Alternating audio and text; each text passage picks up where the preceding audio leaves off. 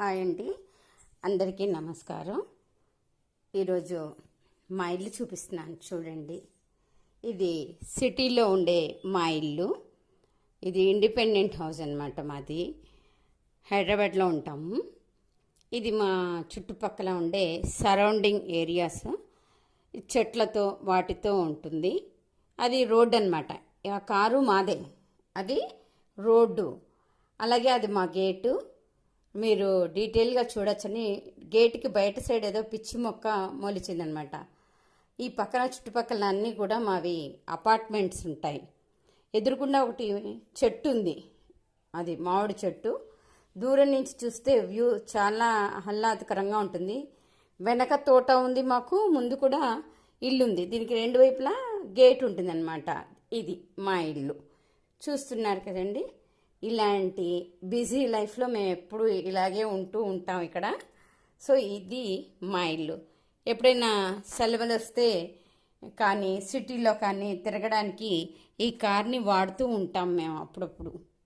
అలాగే ఇకపోతే ఊళ్ళకి వెళ్ళాలి కదండి, ఊళ్ళకి వెళ్ళాలన్నా ఇదే కారు ఈ కారు తీసుకొని మా ఊళ్ళో ఫామ్ హౌస్ ఉంది మాకు, అక్కడికి వెళ్తాం. పొలాలు అవి, ఆ పొలాల మధ్యలోనే చిన్న ఇల్లు వేసుకొని ఎండాకాలం సెలవుల్లో అప్పుడు అక్కడికి వెళ్ళి ఎంజాయ్ చేయడం అనేది మాకు బాగా ఇష్టం. పిల్లలు కూడా చాలా ఎంజాయ్ చేస్తూ ఉంటారనమాట. సో ఆ ఇల్లు ఎలా అంటే, మనం బయటికి రాగానే అలా చుట్టూతా కొండలు దూరంగా చూస్తే చుట్టూతా పచ్చని చేను, చిన్న వాటర్ పౌండ్స్ ఉంటూ ఉంటాయి చుట్టుపక్కల.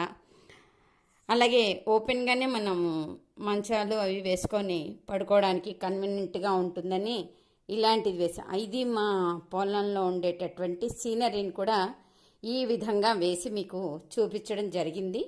ఈ సీనరీ చూస్తే మనకి ఈ సిటీలో ఉండే బిజీ లైఫ్లో నుంచి బయటపడిపోయి హాయిగా ఆనందంగా ఉన్నాను అనిపిస్తుంది నాకు ఇక్కడికి వెళ్తే. అసలు మళ్ళీ సిటీకి రావడం కూడా నాకు ఇష్టం ఉండదు, కానీ తప్పదు కదా. ఇంకా ఉద్యోగరీత్యా మనం పిల్లల చదువుల రీత్యా హైదరాబాద్లో ఉండాలి, తప్పదు. ఇవన్నీ తప్పనిసరి పరిస్థితులు. ఏదో అలా ఉంటుందిగా 1 ఇయర్లో ఏవో పండగలని అవన్నీ. అప్పుడు మాత్రమే మేము మా ఊర్లో ఉండేటటువంటి ఈ ఇంటిని చూడడం జరుగుతుందండి. ఊళ్ళో వాతావరణం ఇలా ఉంటుంది, ఇందాక సిటీలో వాతావరణం ఎలా ఉంటుందో మన ఇల్లు ఎలా ఉంటుంది అన్నది కూడా రెండు నేను మీకు డీటెయిల్గా పెయింటింగ్ ద్వారా చూపించడం అన్నది జరిగింది. అలాగే మా ఊరికి వెళ్తూ ఉంటే మధ్యలో ఫామ్ హౌస్ నుంచి ఉంటామని చెప్పాం కదా, అక్కడ కూడా తోచదు కదా. అలా ముందుకు వెళ్తే చిన్న అడవి ఉంది, అడవిలో బోలెడన్ని జంతువులు ఉంటాయి. అట్లాగే అంత భయంకరమైన జంతువులు కాదు, ముఖ్యంగా పక్షులు, పాములు అంటే సాధారణంగా ఉంటుంటాయి ఒక్కొక్కసారి. కానీ ఈ బర్డ్స్ ఉంటాయి, వాటిని చూస్తే ఎంత బాగుంటుందో. అవి ఆ పక్షులని కూడా చూస్తూ ఉంటాం అన్నమాట. చాలా డీటెయిల్డ్గా చూసి వాటిని కూడా వేయడం అన్నది జరిగింది. ఈ చుట్టుపక్కల మొత్తం దట్టమైన అడవి అన్నమాట. అడవిలో నుంచి నడుచుకుంటూ వెళ్తే ముందుకి బోలెడని కొన్ని కొండలు కూడా మనం ఎక్కి ఆ కొండ దిగితే అక్కడ కూడా అదొక ఏమంటారు వాకింగ్ లాగా, సిటీలో వాకింగ్ లాగే అదొక టైప్ ఆఫ్ ఎక్సర్సైజ్ మనకి ఊళ్ళల్లో. చుట్టుపక్కల చిన్న చిన్న, అంటే అదంతా అపాయకరమైన అడవి అయితే కాదు, చిన్నగా చెట్లు, చింత చెట్టు, మామిడి చెట్టు, ఇలాంటి చెట్ల మధ్యలోనే ఉయ్యాల వేసుకొని అక్కడ ఆడుకుంటూ ఉండడం అన్నది. అలా ఎప్పుడైనా అడవిలోకి వెళ్తే అడవిలో మాకు కనిపెట్టేటటువంటి పక్షుల్నే నేను ఇప్పుడు మీకు చూపించడం జరిగిందండి. అలా అడవి దాటి వెళ్తూ ఉంటే మాకు తామర పుష్పాలు వాటర్ పౌండ్ ఉంటుంది, అక్కడ ఈ తామర పుష్పాలు అవి కనిపిస్తూ ఉంటాయి. అది చక్కగా సాయంత్రం వరకు అక్కడే ఉంటూ ఉంటాం. ఏదో ఫుడ్ తీసుకెళ్తూ ఉంటాం, ఎంజాయ్ చేస్తాం.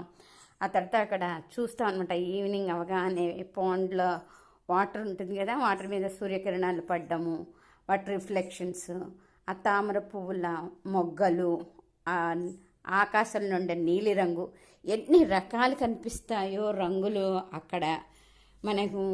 ఊళ్ళల్లో కనుక, ఊళ్ళల్లో ఏంటి సిటీలో అయినా మనం చూసామంటే ఇన్ని రకాల రంగుల ప్రపంచంలో మనం ఎంత చక్కగా బతుకుతాం కదా. అసలు రంగుల ప్రపంచం అంటే మనం సినిమా అనుకుంటాం, కాదు, మన ప్రకృతి మనకి ప్రసాదించినటువంటి వరం ఇది.